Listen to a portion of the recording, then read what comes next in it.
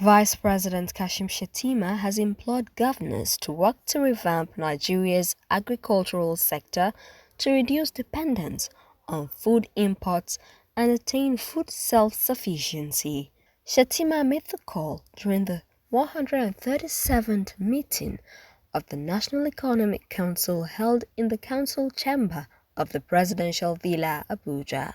The President is the chairman of NEC, a statutory body that has the mandate to advise the President on the nation's economic affairs, with the 36 state governors of the Federation, CBN Governor, Minister of Finance and other stakeholders as members. The Vice President hinted about the possibility of engaging the private sector to tackle floods and other natural disasters. Shettima also told the governors and other members of council to get involved in seeking both short-term palliatives and enduring solutions to the consequences of reforms. A presentation on the Special Agro-Industrial Processing Zone program was made by the Minister of Agriculture and Food Security, Abubakar Kari.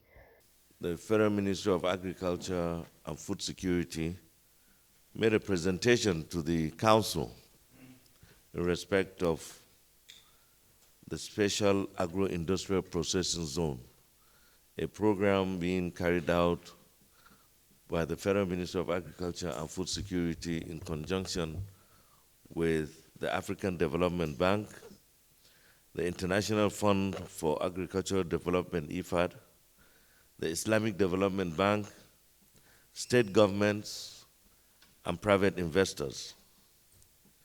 This program started in 2022 with the first phase with 7 states and the FCT keying in. The 7 states are Kano, Kaduna, Kwara, Ogun, Oyo, Imo, and Cross River. And like I said, with the FCT being the 8th partner in this program. The program is, in a sense, like the name connotes, it's a special agro-processing zone.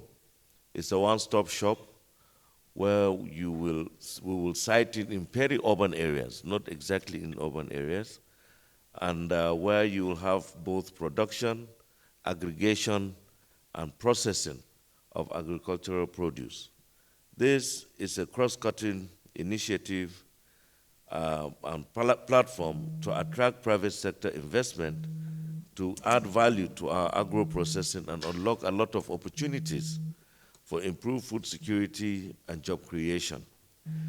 The quick wins here are that even in the stage of construction, you will have opportunity for over 3,000 jobs. And at the end of the construction, opportunities will be for almost 500,000 jobs on each zone, that is for each state. And then also to support about 100,000 farmers. There is available in the first phase, and I think it's also counting about $530 million.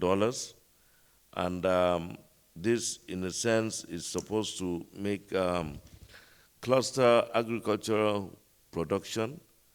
And as we all know it, we are faced with a lot of post-harvest losses. For instance, Kano has keyed in to do a lot of tomatoes in this zone. And we know that tomatoes losses run to almost about 50 to 60%. So you could just imagine all the efforts being done and then losses of that magnitude is unacceptable in today's agricultural sector.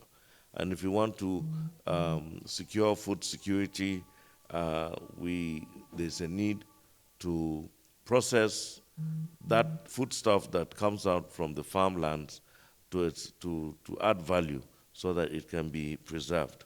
The council called on state governments to get on board and key into the SAPS program and transform agricultural practice in their respective domains. The Vice President noted that the selection of states in the next phase of the SAPS program would be determined by the commitment and determination of each state government.